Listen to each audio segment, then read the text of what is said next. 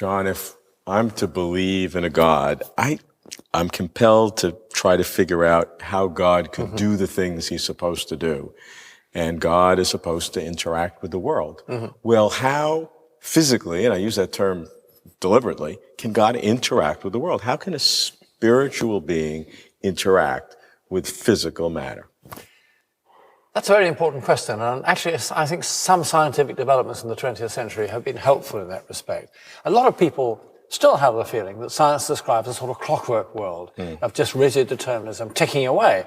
And certainly Newtonian science seemed to look like that, and that's why in the 18th century, I mean, Newton himself didn't think that way about God's relationship with the world, but his successors, at best, were deists who thought, well, just set the cosmic clockmaker, set it going and left it to tick away. In the 20th century, the picture of the world as mere mechanism has died. We've discovered, first through quantum theory and then later on through chaos theory, that there are intrinsic unpredictabilities present in physical process. Describe how each of those would work. Well, it simply says that we cannot... Quantum theory, for example, says that you can not know whether a particular radioactive nucleus is going to decay in the next hour or not. You can give a probability, but you can't say for certain whether it's going to happen. In other words, there is an intrinsic unpredictability. It isn't a question if we calculated a bit better or we measured a bit more exactly, we could eliminate that.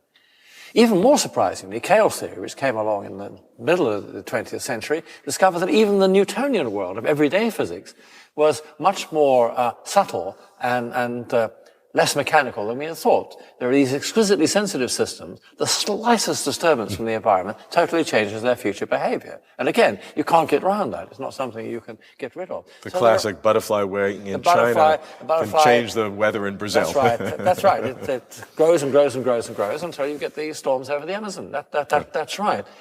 A very, very surprising result. So the world is certainly not merely mechanical. It is something more subtle than that. The question is it also more supple than that? And here we have a problem, because unpredictability is what the philosophers call epistemological. It means we can't know what's going to happen in the future. And it's a fundamental philosophical problem how what we know relates to what is the case. And there are extreme positions taken on both sides. Immanuel Kant thought that we could only know the appearance of things and never know things in themselves. But most scientists take the opposite view. They're realists. We believe that what we know about the world is telling us what the world is like. In fact, we would hardly bother to do science if we weren't thinking of that. If you take that realist point of view, you will incline, I think, to interpret unpredictabilities as not just unfortunate patches of ignorance, but as signs of an actual openness in the future. Not meaning that the future is a random lottery, but that there will be scope for other causal principles to act in bringing about the future. But how could a God interact with that? Well, I'm getting there. But I have to deal with how we interact with the world, first of all. Go for it. I believe we have a fundamental human experience of agency. I decide to raise my right arm. Of course, there's the bits and pieces that count. Currents flow in the nerves, muscles contract. But I, as a whole person, decide to raise my arm.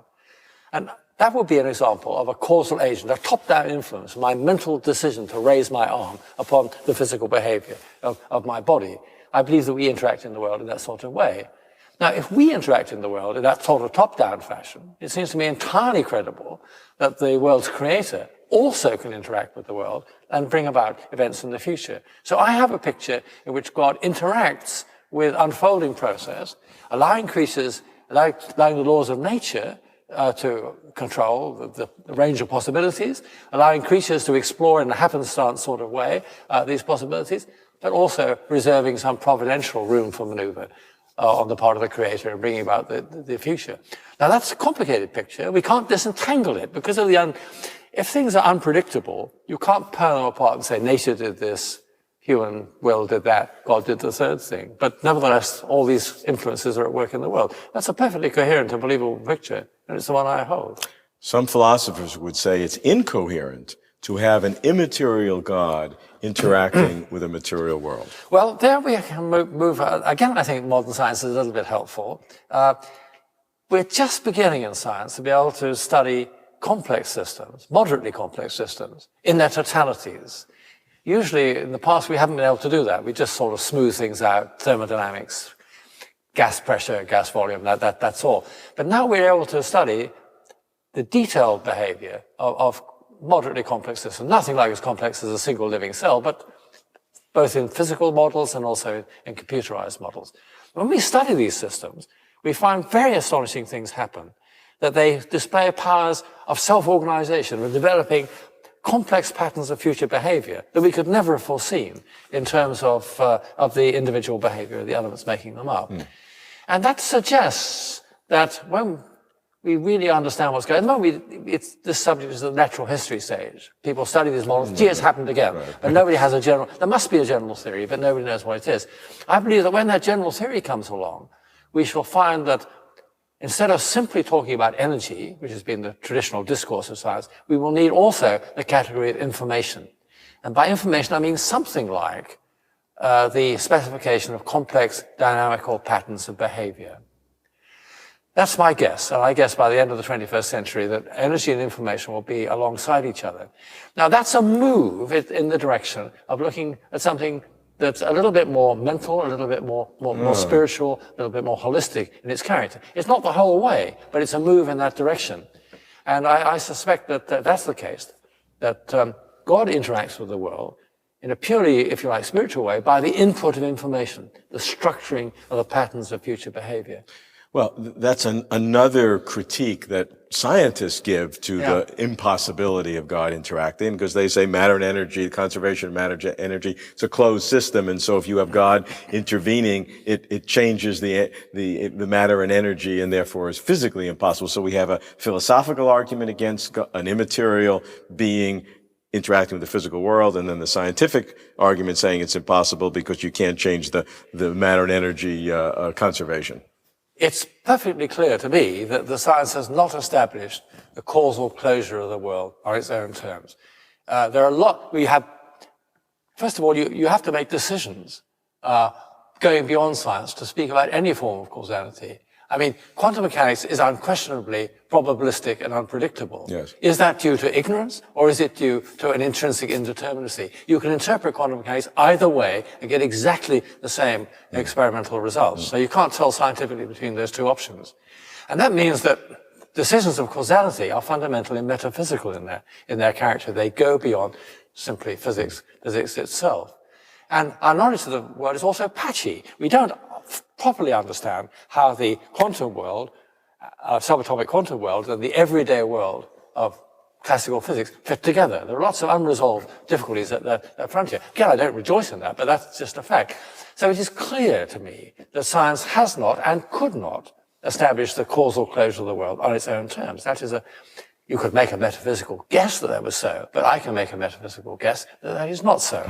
and I'm free to do that. I'm encouraged to do that because I really do believe that human beings have free will and powers of agency. And I also actually believe that God has providential powers of agency in the world. That may be a view that is less widely shared. So what is God doing? Is he getting involved in the quantum mechanics of untold 10 to the 80th molecules and parts of quarks and gluons and electron spin? I mean, it's awfully busy. Well, I mean, if God's infinite, God can be awfully busy, but I think it would be naive and rather foolish, really, to think that God does it all by just scrabbling around the subatomic roots of the world. I mean, I think God acts holistically with creation. But again, you see, because we don't understand how the quantum world and the classical world fit together, the whole spectrum of causal influences in the world is unresolved by us. All the freedom doesn't lie at the subatomic level. All of it doesn't lie at the everyday level, and presumably some of it lies at even higher holistic levels than that. So we just don't know how to envisage that. All I am claiming is it's a no-go theorem, as people say in science. I'm saying that science cannot preclude the possibility of agency, either human or divine. So God can be working at all levels. So he can work at the quantum level, the chaos level, maybe some holistic, higher levels. It's like a higher level a software programmer. You don't have to write in machine language, but you write in higher language. But in an integrated way. It isn't God saying today I'll act at the chaotic level, and tomorrow I'll do the quantum theory thing. I mean, it's a package deal. Oh, I see. And we just don't know how to articulate that package deal. I love the fact that we're exploring it. It gives you a richer feeling of what it means, and it lets you test whether that the whole concept is even coherent. Well, the word rich is important. It's very important that we have a rich, an adequately rich conception of the structure of reality, that we don't have this sort of arid, reductionist picture that sees human beings, for example, as simply replicating information processing systems. I mean, that's partly true of us, obviously, but it's not the whole truth about us. And we have to be, the worst error in metaphysics is the Procrustean error of chopping off the bits of experience that you don't like to fit it into the bed you already constructed.